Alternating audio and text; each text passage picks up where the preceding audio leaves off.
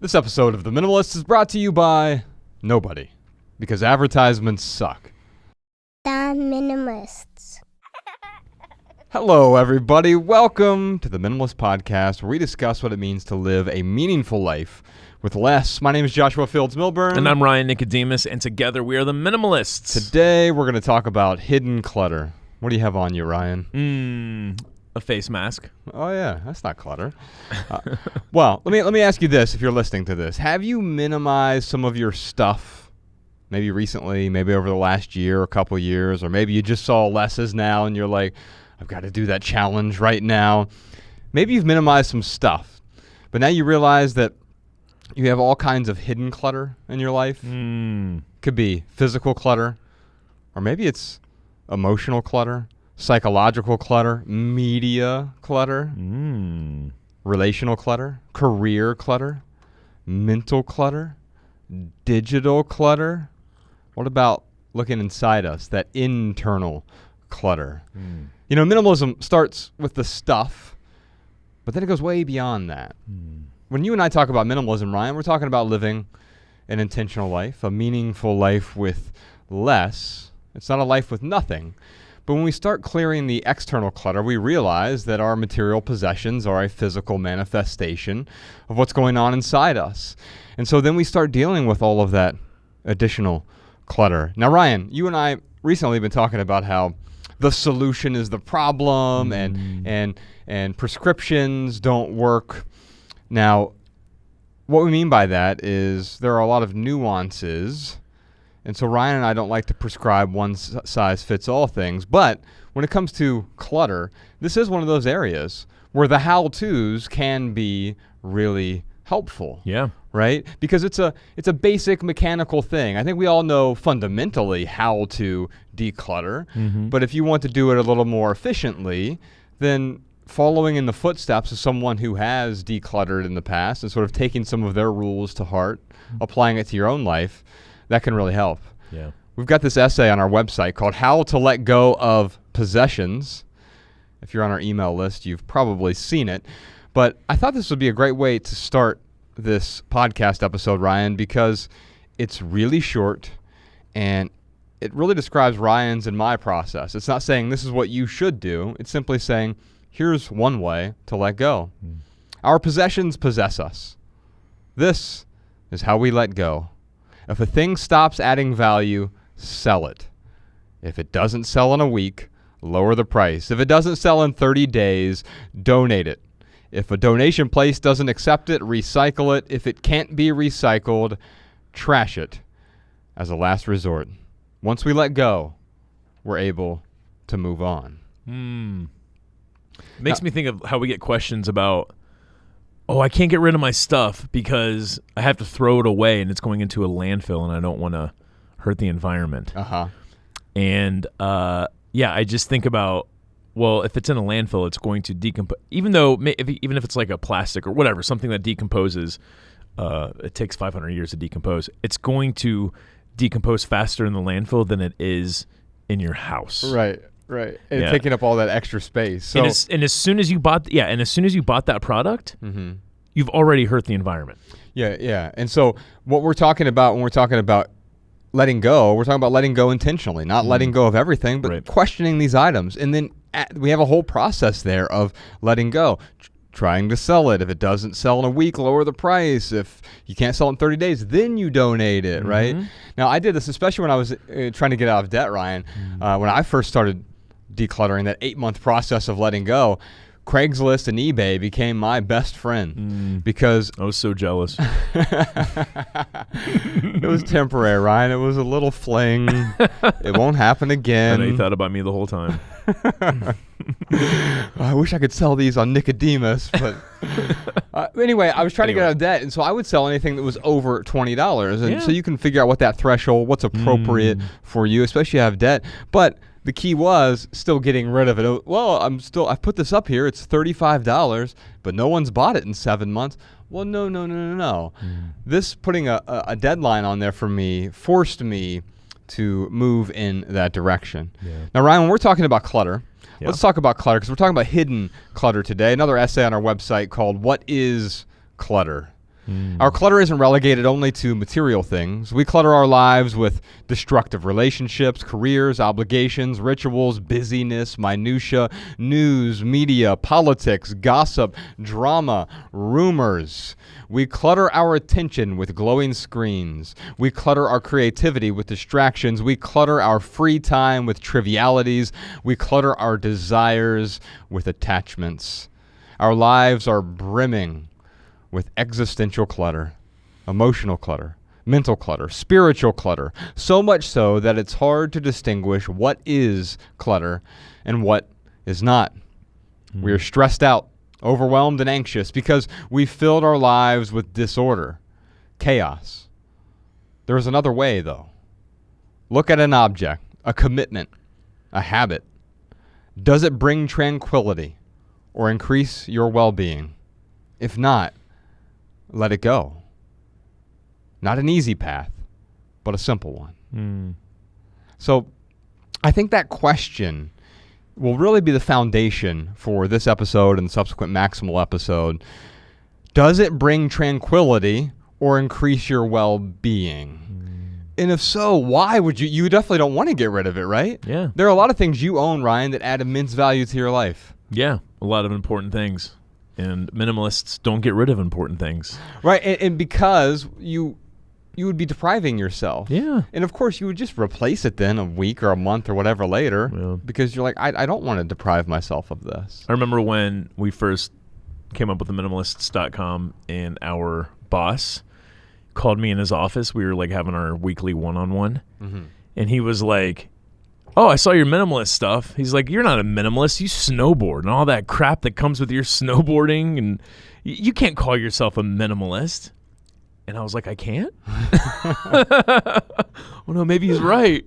But no, it's interesting how the word minimalism, and we've talked about this, how it conjures up some really extreme lifestyle, I don't know, thoughts like, monks or Buddhists or whatever. But yeah, I mean, really, it's a tool that helps us to keep that which is most important.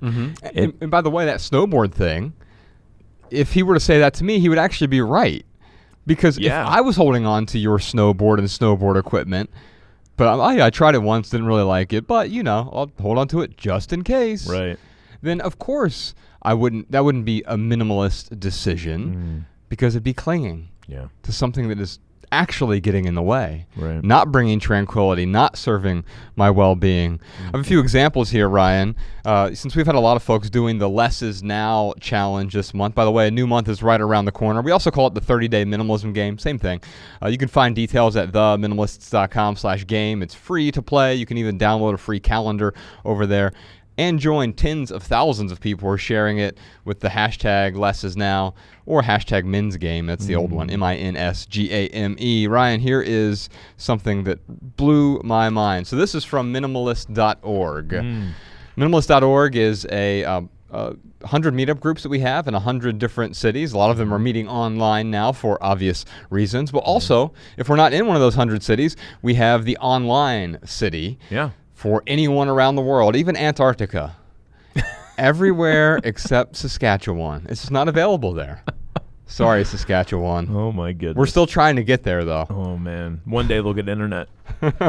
Someone's like, Saskatchewan has internet. That's the thing. I love Saskatoon. We've done tour stop there. Yeah. Regina as well. Anyway, minimalist.org, 100 different local meetup groups in 8 different countries. Also, there's an online city there. And Liz, let's put a link to this post in the show notes, Sean. I sent you a copy of it. But Liz, I think this is a world record, Ryan. This has to be, call up Guinness podcast, Sean, the beer company, not the world record books, and celebrate with 46 months of letting go. Listen to this, Ryan. Liz, she's been posting this here. I've been following along here. Month 46, days 15, 16, and 17. Wow. Think about that. She has been doing the minimalism game for 46 months. Yes. So she's starting over each month. Yes, although I have seen some people who continue going on day 32, 33. For those of you who don't know how it works, Ryan will give you a brief overview. Of the minimalist game? Yeah. Yeah. So you find someone who wants to declutter, and you challenge them to the men's game. And basically, what you do is you agree to start on the first day of the next month. In fact, Mariah and I think we're going to do this in February because it's a shorter month. No, that's not why. We were going to start January 1st, and we didn't get to it. So I think we're going to start in February. But you start on the first day of the month. You agree to get rid of 1 item, and then on the second day of the month, you get rid of 2 items. Then on the third day of the month, 3 items. And then on the 4th day, how many items, Josh? Wow, let me do my math. Get the abacus. It's 4 items. So you all get the. Here's what I learned, though, Ryan, recently. What's that? Because Bex and I have been playing the game this month. Yes. And in fact, you can go to her Instagram account. It's just @Minimal Wellness. You can see pictures of everything that we as a family have gotten let go of. We didn't compete against each other. What we decided to do is we can't each get rid of 500 items this month. So basically, we just got rid of 500 of Ella's toys, and it's been fine ever since. Right? Yeah, don't do that. Actually, you can see we did get rid of some of Ella's toys, sure, and had discussions with her about that, but we all got rid of some stuff this month, and I realized that it actually gets hard right around day 7 if you're already a minimalist. Oh, I could see that. Now, and it's just because day 7. And it's like, well, wait a minute, 7 things, and tomorrow is 8 things, and you'll be really surprised, and you'll crack up at what we got rid of on day 31, which is coming up soon. I'm not gonna spoil it for you now, but you can find it on her Instagram account @Minimal Wellness. And anyway, Ryan, back to Liz. 46 months of the minimalism game. It's insane. Or Less Is Now challenge, as we're calling it, because of the film. And we've had so many new people hopping on board with that. In fact, we've had folks who have been scanning things, and we've got questions about that today. So I thought maybe we could dive into some of these questions here, Ryan. Let's talk about this. So if you do it every month, if you finish and you go through the entire month, you get rid of almost 500 things. Yeah. So I'm just trying to do the math here with Liz. She's gotten rid of 23,000 items? Yeah, 23,000. I think she has it on. Well, she says so far she has 15,200 items. Because it's not quite 500. Right. Well, it depends on the month. So it's 496 items if you have 31 days in the month, and you can just do the math from there. And so in February it's I think it's like maybe even less than 4. It's right around 400 in February. So you're right. It is the easier month. So what's fun about this, or what you can make fun about this, is you can kind of bet something silly with your partner that or your friend or family member or foe, whoever you're playing this game with. Mariah and Randy, Randy K. Former podcast guest, Randy K. Yes. What is her, does she still do the... Simple Self-Care is the name of her podcast. Yeah, so she's got some self-care tips there. You can go check her out. But her and Randy did this. I think it was the loser had to lip sync a song and do a dance or something. Okay. I don't know what it was. But I was like, oh, it's a good idea. Or I was thinking you could do... someone has to wear a really funny hat for a week, or I don't know, man. Be careful. There's a particular hat that someone might make you wear. I said a funny hat. Yeah. All right. What do we got here? We got some questions here. First from Lauren in Huntsville, Alabama. You've mentioned that you can take pictures of things to stimulate memories. That way you can let go of the physical object. But how often do you actually reference those old pictures? And what are some methods for dealing with digital clutter? So, Ryan, if we're talking about digital clutter, that is a type of hidden clutter that we have to be really careful. Now, here's the thing, because there's this weird blurred line as well. If you have the internet at your house, then you have access to infinite digital clutter. Yeah. And it's not just infinite, it's growing at an exponential rate. Yeah. And so you have access to all that clutter that's on the internet. Mm-hmm. So let's pretend for a moment that we're not talking about the internet clutter that's out there, because you can't clean up everyone else's clutter. Right. Maybe that you could tweet that podcast, Sean. So, Ryan, if I'm hearing Lauren correctly, if I were to rephrase her question, sum it up, I would say, how do we curate photos so we're not trading physical clutter for digital clutter? First thing I will say is I don't think that digital clutter is as big of a problem as physical clutter. I think it can still be a problem. Sure.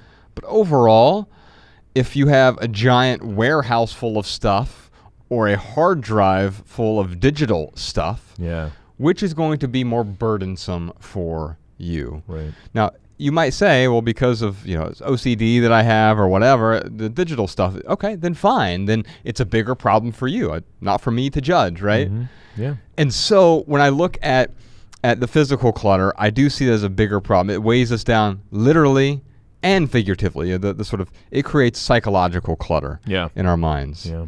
So photo scanning rule is obviously something that stands out to me right away. Mm-hmm. It's in the Minimalist rule book, theminimalists.com/rule book. And we have 16 rules for living with less there. It's a free ebook you can download. It's also available as an audio book. And the photo scanning party is, it came off of your idea of the packing party, but you invite someone over and you scan some photos together. In fact, I have this tweet from the 7T6 is the Twitter handle. Sean put a link to this in the show notes. You can see someone here. It says 10 years of paperwork down to this. But I've been putting this off for years. Yeah. And so, truthfully, what did this person probably do? They probably threw out, shredded most of their paperwork. Well, it's interesting because when you have a scanning party, whether it's with documents or whether it's with pictures, you get really clear on what's actually important and what you want to keep because it takes some work to like scan all that stuff. So yeah, you're right. They're probably going through it and they're like old bank statements and they're like, well, I could either scan this or I could just shred it. And so it forces you to make a decision. It forces you to get clear on what you actually want to hold on to. Right. And so you have 3 options there, right? Hold on to it physically, scan it. Now, you could do a combination of those two. Sometimes it makes sense if you need a physical backup for let's say a birth certificate, for example. That's helpful. It's also helpful to have a scanned copy of that in case there's a fire, you lose it. Yeah. And so that's a redundancy that makes a lot of sense to me. However, most of the things fall into that junk category, that third category, where like old bank statements from 1997. I should never have old bank statements now. It doesn't make sense to me to hold on to those bank statements. And so I can just let those go. I can shred them and be done with it. Now, I know a lot of people, if you want to do, there are sort of 3 things that you can do to scan old photos, old documents, and even books. So we can talk about that. The first thing is the photo scanning party, theminimalists.com/rulebook if you want to read about that. You can even see the scanner that Ryan and I use. I like that as an option because it does make it communal. And so I can invite you over. We can go through old pictures. You can look at my old bank statements. Man, look how broke you used to be.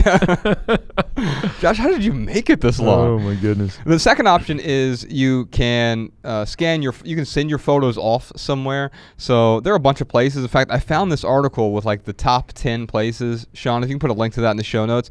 The one I have gotten feedback on, I've never used it myself, is scanmyphotos.com. Oh, cool. I haven't heard of that one. I reviewed their website, and Forbes also did a write-up about them as well. And apparently they have really good customer service. They're California-based, but you can just send your photos to them.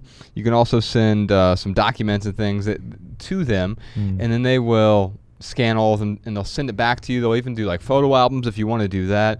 Because here's the nice thing about scanning photos. You can put them in a digital picture frame, and people all of a sudden feel compelled to look at a glowing screen. Right. I'm not sure why that is, but if I come over to your house, Ryan, and on your mantle you have a picture of you surfing in Hawaii, I might look at it, but if it's on a digital picture frame, I don't know why, but I'm like captivated. Yeah. Well, I mean, glowing screens are pretty captivating. You're but right. Also, the pictures are changing too, right? So there's like Yes. a nice little slideshow going. Because, yeah, if you were to come over to my house and bring a photo album and be like, hey, sit down and look at this, I would be like, why are you making me look at your photos? One other service, Ryan, if you want to scan documents or books, there's a place called $1 Scan. We've talked about them on the podcast in the past. The number 1 or the numeral 1 $1scan.com. We'll put a link to that in the show notes as well. You can send them your books. So like say I have this book, The Way to Love by Anthony DeMello. I could send this to them. They'll cut it open. They'll scan the whole book page by page by page. They do a really high quality job, apparently, according to the reviews that I've read. Again, I haven't used this myself, and this is not an ad. We don't do advertisements. Advertisements suck, and we wouldn't do an advertisement for them anyway. So It's just I've heard people ask about this. So I could send this book in, Ryan, or all my books in, and they scan them for $1 a page. I don't know. I don't think that's it. I'm kidding. But they do scan the book, and then they dispose of the books and the documents for you, and so you don't have to deal with that clutter. Nice. Right? They get rid of the clutter for you. Right, and That's they can awesome. even provide you with like a physical disc as well as an upload, and so they have a bunch of different options for folks. So if you want to have books, you're like, I've been wanting to get rid of this textbook, but I guess I shouldn't. I need it just in case. You can scan it, and you can let it go. In fact, they'll let it go for you. That's the easiest way to let go is have someone steal your stuff and let go of it for you. That's right. I like Lauren's question about how often do you actually look at those photos? How often do you go back and look at photos? Great question. And here's why. That's a great question. No, it really is, because there are two answers to this. I think the cynical side of that question is, yeah, but how do you, and I don't think this is the way where Lauren's asking it, but the cynical side is, yeah, you're going to scan all those photos, but how often do you go back and listen and watch them? Yeah. Right? Or with the music, it could be listen, or old DVDs. How often do you go back and watch those? Yeah, that's a fair question. It's not about going back and looking at all of them. And that's why this is a good question, because it's about having access to any of them that I want. Perfect example for you. We were making Less Is Now, the film on Netflix. And when we were going through that, there were a bunch of pictures I hadn't looked at in many, many years. But I just typed in JFM childhood. And so how do I organize my photos? It's simple. It's the name of the person in the picture, the approximate year in which it was, and the setting. So if it's at Newcomb Park in Dayton, Ohio, that's all we'll say. I'll say JFM, Ryan, Newcomb Park, Dayton, Ohio, 2011. And that's it.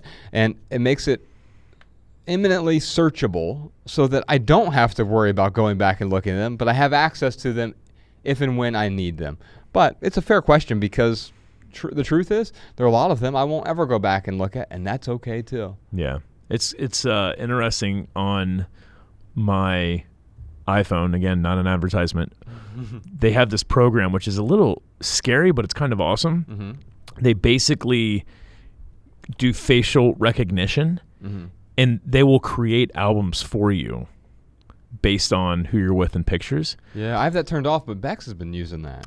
She likes it. Awesome, man. Like, it made me realize, like, I sat there and played the slideshow of Mariah and I, and it was great, man. It was so many things that trips we went on, things that I forgot about. And I don't look at those often, but what I used to do is I would just go to my photos, and because I'll delete duplicates, like there's a picture of me with, my thumb in the lens or whatever. So I get rid of stuff like that.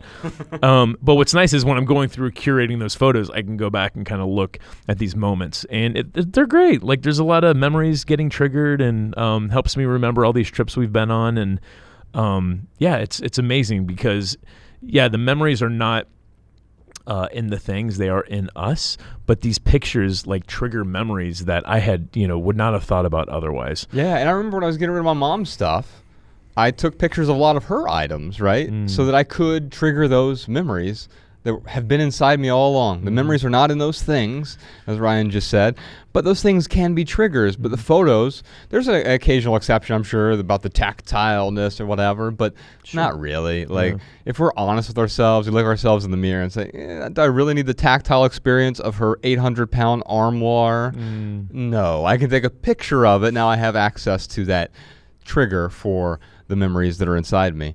Whenever I'm on an airplane, so this has happened a lot less frequently recently because of current events, but that's the time that I go through my photos and delete duplicates, and it's also the time where I go through and look at, because it's such a well curated list of photos, collection, a well curated collection of photos on the phone.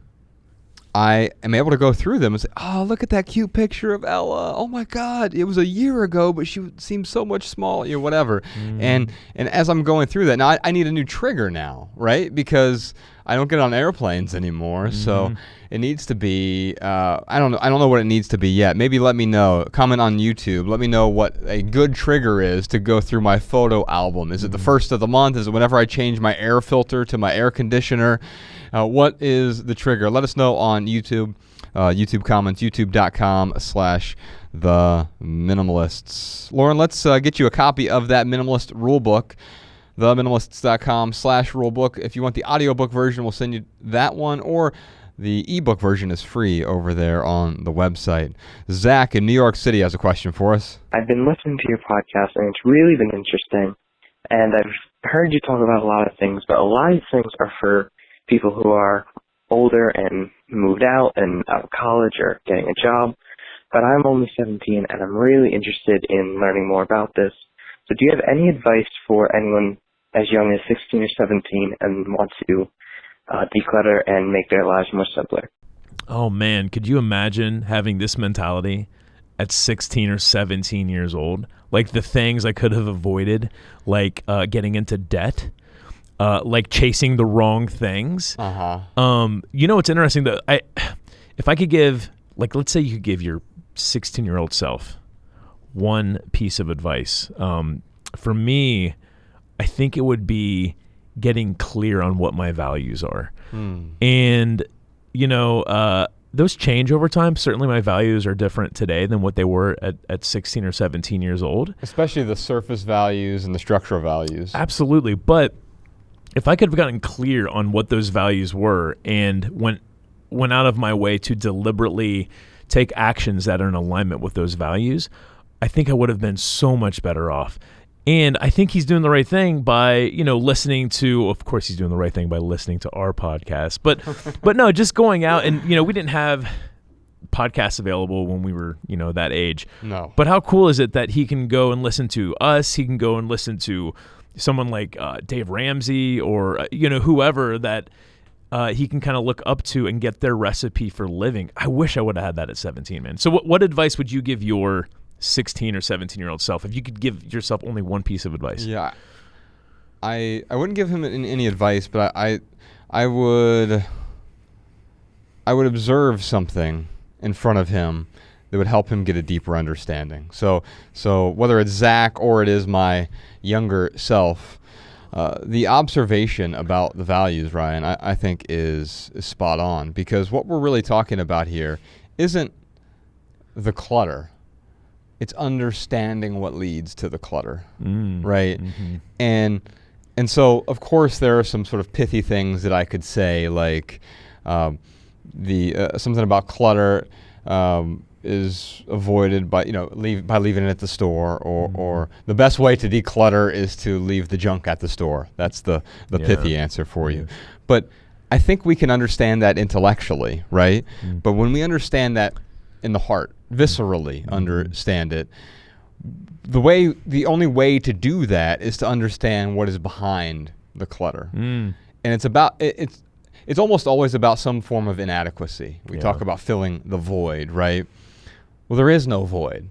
You've been sold the void by advertisers, by marketers, by your peers, really. Absolutely, by your peers, right? And by your society and your culture as a result of that. And so you've been told that you're incomplete. You've been convinced that you're incomplete. And whenever we show up empty, we're never going to be filled up by stuff, by people, by achievements, by so-called success. We're going to be talking about success on next week's podcast. And how we're all successfuls in a way, FOOLS. And so having an understanding of what I was chasing would have probably helped me drop the chasing altogether. If I truly understood it and got out of the tethers, the clutches, the talons of my peer group. Yeah, absolutely. Zach, I'd love to send you a copy of our book, Everything That Remains. It's a story of the start of the minimalist journey. As we started letting go, we were certainly much younger than we are now. We were back in our 20s, and it really goes through the first 30 years of our life, 32 years really, of our lives, from growing up poor, but then being these suit and tie corporate guys, and then eventually becoming minimalists, and then the minimalists, and a lot of that path and lessons we learned along that path. If you like our podcast, you'll like the audiobook version of Everything That Remains. It's still my favorite thing that we've ever written. Yeah. Everything That Remains is also available as a print book or an ebook. We're happy to send those to you as well. It's a good one. I feel like we need to mention to him the values worksheet as well. Oh, yeah. I think because you're saying understanding your values. Yeah. So, you can go to the minimalists.com/V, as in values, and you can find a worksheet there, Zach, to help guide you in getting clear on what those values are for you. And that essay that's at that URL also will help you understand the different types of values. We believe there are 4 types of values, and then we categorize them accordingly. Ryan, what time is it? You know what time it is. It is time for our lightning round, where we answer your text messages. You can text your questions and comments to 937-202-4654. Yes, indeed. Those texts go to both of our phones, and we do respond to quite a few people either here on the podcast, or even we dip into those texts and respond to them as well. Folks are sending pictures of what they've decluttered recently. They're sending emojis. Yeah. Pick your favorite emoji. Send it on over. 937-202-4654. Now, during the lightning round, this is where Ryan and I do our best to answer questions with a short, shareable, less than 140 character response. We put the text to these minimal maxims in the show notes so you can copy and share our pithy answers on social media if you'd like. And now you can find all of our minimal maxims in one place, minimalmaxims.com. All right. Sebastian's question. He writes in the not so distant past, we have many different physical artifacts for our media. Books, CDs, DVDs. Now we have eliminated that physical clutter with digital subscriptions, Audible, Apple Music, Netflix, apps, but we've swapped one problem for another. We now have a plethora of digital subscriptions to address all of our tastes instead of the physical artifacts. How do we now appropriately curate these multiple digital subscriptions and still satisfy ourselves, since each service has programs exclusive to its platform? What a well-written question. It's also the longest lightning round question ever. I was going to say, they maximized every character on Twitter there. But it's very well written, and here's what I'll say. I'll give you a pithy answer. We'll expand on it. My pithy answer is this. A minimalist life is a well-curated life. Let me do that again. My pithy answer is a minimalist life is a well-curated life. That's also ultimately what we're talking about here today. When we're talking about any of this type of clutter, obviously on the private podcast this week, Ryan will get more into the sort of mental clutter, the additional physical clutter, hidden clutter, etc. But what we're talking about is curating our life. Think of a museum. The reason it's beautiful isn't because it has nothing in it. It has the things that are essential, the building itself, and then the things that add value, the art, which changes regularly. And so, but it doesn't have any of the excess stuff. That is what we're talking about when we're talking about clutter. Now, Sebastian's question specifically has to do with digital clutter. We've talked a bit about that with Lauren's question, but this is a different question. This is, hey, we've replaced CDs, DVDs, books with my Kindle or Netflix or Apple Music or whatever. We've swapped one problem for another. I don't know that I agree with that necessarily. It's swapping a boulder for a pebble. Yeah. Pebbles can certainly be annoying, especially if they get caught in your shoe, right? But the physical stuff is a boulder. The digital stuff, especially if we curate that as well, which I think it's a fair point. Like, we don't want to sign up for a bunch of different subscriptions that we never use. That's just a waste of money. And if you want to waste money, that's fine.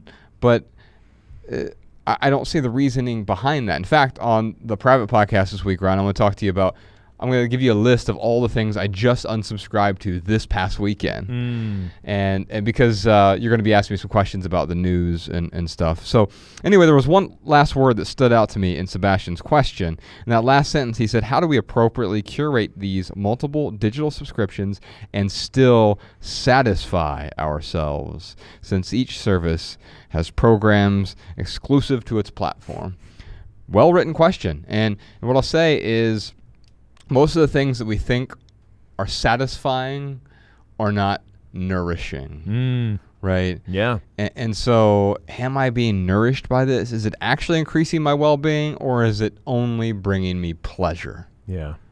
No, I totally agree. A piece of me wants to say, if you're looking towards these things for satisfaction, you will never be satisfied. So, I mean, just reiterating how, nourishment and satisfaction are not the same. My pithy answer is this, Sebastian: stop searching for answers and start taking action. And I mean, you could even make that pithier and just say that truth leads to action. But here's the thing: is Sebastian is searching for an answer. How do I do this? What's the appropriate amount? There's obviously some discontent that's happening right now. And Sebastian, you don't need a how-to in order to start taking action. So I think that applies to a lot of things, where sometimes we search for answers and we use that as an excuse to not take action. And if you understand the why deep enough, then the how-to tends to take care of itself. And the reason that happens is you're going to know, like, oh, crap, I look at my bank statement, and I have 13 different subscriptions to the New York Times and to Hulu and to Showtime and all of these different platforms. Some of them might be adding value to your life. You're going to know that. If you can be candid with yourself, you're going to have that gut feeling. And so that's why there isn't, as Ryan says, a how-to of, well, yes, here are the 7 services everyone should have, and then that's it. You're a minimalist. Because that could be extreme overkill for someone. And for someone else, that might not be enough. And so identifying what is enough will help you identify what is clutter. Ooh, tweet that podcast, Sean. Boom. Ryan, we got some listener comments in our added value segment in a moment. Cool. But we also have some surprise questions this week, like, what are the biggest examples of hidden clutter in your household? We're going to hear some examples from our listeners. We got a bunch of different examples. We'll get to as many of those as we can. Plus, we're going to do something a little bit different this week. Ryan is going to interview me about how and why I stopped watching the news cold turkey and what it has done to my life. Well, it's interesting because I stopped looking at the news back in October. Right. And then I picked it back up, and now I can't set it down.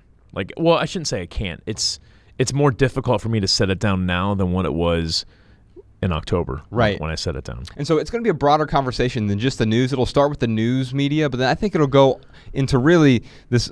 He has 11 questions for me, what I would call intentional consumption. Now, a lot of it has to do with the news media or the where we put our attention, the intention behind our attention, right? And so figuring out the intentions behind what we're doing so we can remove some of these attachments. And so Ryan, for the first time ever, is going to interview me. And if you want to hear that, you can listen to this week's private podcast. Visit theminimalists.com/support to subscribe to the Minimalist Private Podcast. You'll get a personal link so that podcast plays in your favorite podcast app. It's cheaper than a cup of coffee, and it keeps our show 100% advertisement free. Private podcast subscribers also gain access to hundreds of hours of our private archives. And they also gain access to our love. It's $2. It's only $2 for our love. No, we love all of you no matter what. Ryan, what else you got for us this week? I have some voicemail comments and insights from our listeners. Check them out. Hi, my name is Kelly. I've actually been binge listening to some of your episodes on my long commute to work and had a couple of low-cost solutions based on your episodes on school and food. So for people who are considering going to college or graduate school and aren't sure if it's right for them, there is actually an online company called Coursera. They offer courses, and for some of them you can actually earn a certification. They offer online courses that are offered by universities and taught by university professors in all different kinds of topics. Right now, I'm actually taking the content management course through Northwestern University, and the subscription to do this is $50 a month. So you can take the courses at your own pace, finish at your own pace, and at the end, if you decide to finish, you get a certificate. If you don't decide to finish, you can unsubscribe. So it's a low-cost way to kind of dabble in higher education if you're trying to figure out if school is something that you're interested in. And since they offer classes on all kinds of topics, you can also dabble in different areas or majors to see where your interest may lie. In regards to the food episode, I know some people expressed concerns about wanting to eat organic, but the cost was a deterrent for them. There is actually a new company called Imperfect Produce, and what they do is they offer organic and or non-organic options for delivery. Actually, they take the produce that otherwise would have been sent to a landfill or not bought by grocery stores, just because the produce might be a little large, it might be a little small, it might not look what we call perfect, and those are often the groceries that are overlooked at the grocery store. So what they do is they take that produce and they actually sell it. You can customize your box online and decide what you want, whether it's every week or every other week, and the box actually shows up at your door. It's a company that's growing, so they don't offer for all cities, but they're slowly expanding. It's very inexpensive, and you get organic produce delivered straight to you for a cost that would be much lower than buying it at, say, Whole Foods or a grocery store that has expensive items. Hi guys, my name is Maria. I'm from Moscow, Russia. I have a bipolar disorder, and most of the time I don't have a lot of energy, so stuff kind of piles up. Whenever I do have it, I start decluttering, and I don't just get rid of things I don't need or like or haven't used in a while. I also ask myself, does this thing makes me feel better about myself or worse? For example, I'm good at cooking, and since I have to eat, I cook once a week or so, but mostly I live on takeouts and order-ins. And even though I always order healthy food and have a pretty good eating habits, I still feel guilty about not having home-cooked meals. I never wanted to cook in the first place, but having all those cooking stuff and not using it puts stress on me. It's 3 times a day struggle. So last month I said to myself, okay, I don't want to worry about that anymore. It makes me like myself less. So I got rid of most of my kitchenware and kept only few things essential to making eggs and coffee. I instantly felt better without all those pans and pots staring at me every time I enter my kitchen. I don't have that stress anymore. And while I don't recommend that particular kind of cleanup, I will definitely say to anyone with bipolar or depression that having only things that you like to use or just look at will make you feel so much better. I know that most of us think one day I'll get better and I finish that book or DIY project, but sometimes not doing that is what makes you closer to getting better. So throw it out, find it in your home. You don't want stuff dragging you down. All right, y'all, for our added value this week, we're going to play out at the end of this episode with Toby Nwigwe's song Eat. It's the opening track from his new album Cinco Originals. And Ryan, I sent you this album, and I've been wearing it out, man. My tape's almost busted. You remember when You used to be able to wear out a cassette tape. Oh man, I still can. Watch me. All right, real quick for right here, right now. Here's one thing that's going on in the life of the Minimalists. It's end of January as we're recording this and publishing this. It means you have a few days left to pre-order our book, Love People, Use Things, and get that pre-order bundle. It comes with some wallpapers for your smartphone and your computer. Also a sticker for your computer. You can hide that logo on your computer with a Love People, Use Things sticker. And bumper sticker as well, Love People, Use Things bookmark. You can take that message with you wherever you go. Also, the audiobook is now available for pre-order. And yes, we know that half of you are overseas. Thank you for listening. Love People, Use Things is coming to a country near you. Stay tuned for details. If you're on our email newsletter, you'll be the first to hear about any foreign releases. But I know we have it coming out in at least a dozen languages at this point, probably more than that. LovePeopleUseThings.net if you want to pre-order the book. Oh, by the way, if you don't want all the pre-order bundle stuff, that's fine too. You just don't have to submit for it, and then you won't get it, right? I get some people are like, I don't want a bookmark. I don't want a bumper sticker. Like, I know Milburn doesn't have a bumper sticker on his car. I don't. But I put bumper stickers all over Ryan's car when he's not paying attention. That's LovePeopleUseThings.net. You can see the beautiful new trailer that Jordan filmed for the book as well. LovePeopleUseThings.net. Remember the bumper sticker we put on your mom's car? Yes, we can talk about that only on the private podcast. Okay, fair enough. Let's just say her priest found it. Yes. Remind me, we'll talk about that this week. All right. Follow The Minimalist on Facebook, Twitter, and Instagram at The Minimalist. Come to one of our live podcast shows. Visit theminimalists.com/tour to find a city near you. If you have a question, comment, or minimalism tip for our podcast, email a voice memo to podcast@theminimalists.com. You can comment on this episode, youtube.com/theminimalist. And if you want our show notes in your inbox, sign up for our email list over at theminimalists.com. We'll never send you spam or junk or advertisements, but we will send you our simple Sunday emails each week in addition to those podcast notes. And if you leave here today with just one message, we hope it's this: love people and use things, because the opposite never works. Thanks for listening, y'all. We'll see you next time.